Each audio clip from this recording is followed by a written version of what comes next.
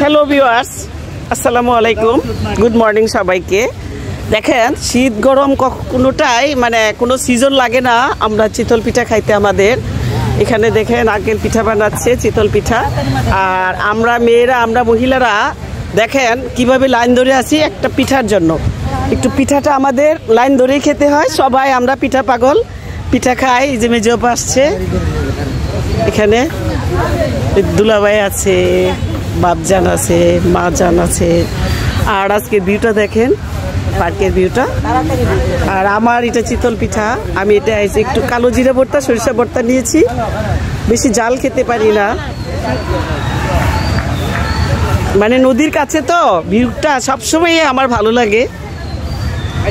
Okay viewers, সবাই হাঁটাহাঁটি করার পর হালকা পাতলা নাস্তা খেয়েই বাসায় যা। ওকে ভিউয়ার্স, আপনারা সবাই ভালো থাকেন, সুস্থ থাকেন। Bye bye.